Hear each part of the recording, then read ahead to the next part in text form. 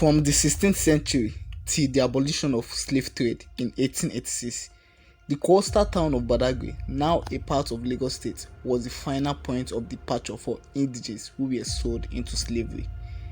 Decades ago, millions from the hinterlands were boarded into ships and delivered to traders in European and American markets. Today, it has become a destination for tourists who want a slice of its well-preserved ties to the transatlantic slave trade. Some of these structures were important steps on what is now known as the journey of no return.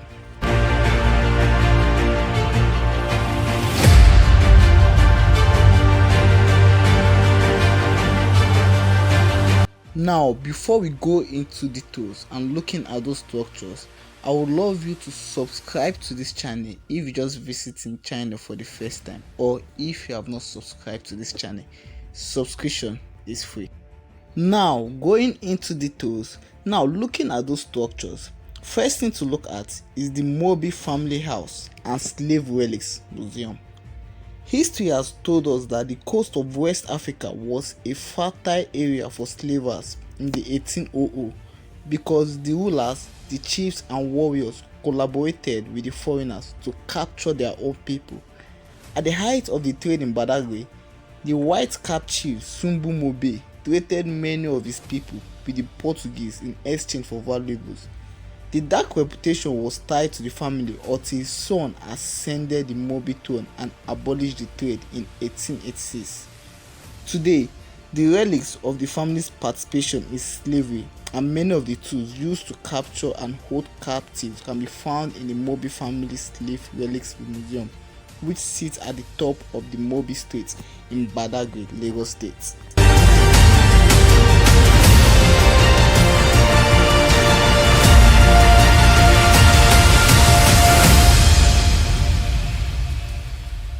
Now, the second part we'll look at is the Beautiful Island. The island, founded in the 15th century, is geographically a part of Badagry. However, due to its prime position between the hinterland and the ocean, Beautiful became a dreadful path to the point of no return. Slave traders and warriors under the charge of Chief Sumbu Moby also captured inhabitants of the island, young and old, and put them on the path that their home was already feared for.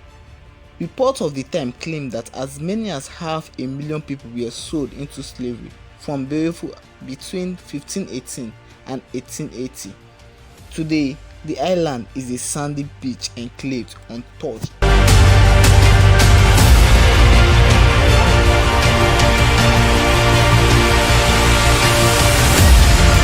Now, looking at the third aspect, which has a lot to do with something spiritual, which is the spirit's attenuation well.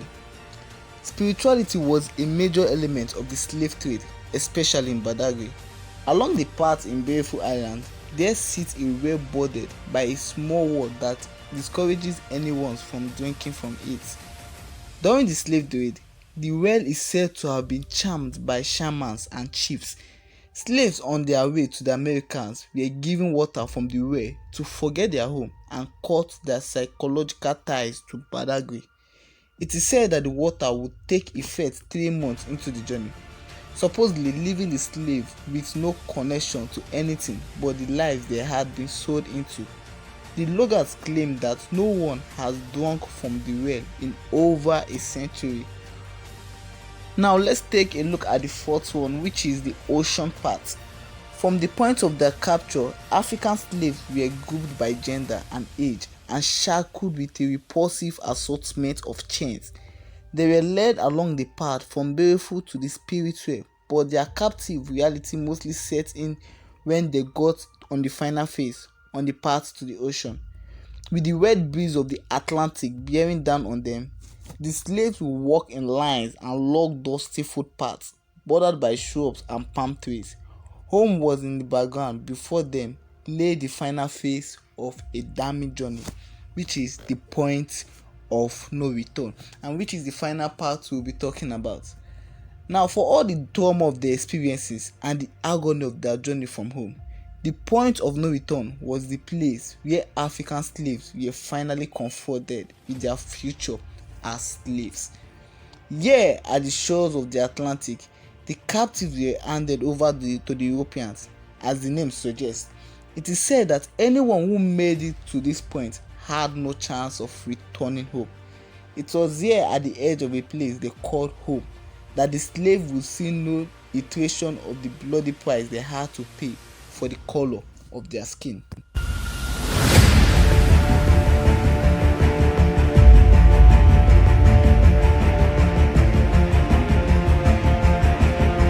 Hope you enjoyed this video and you learned from it.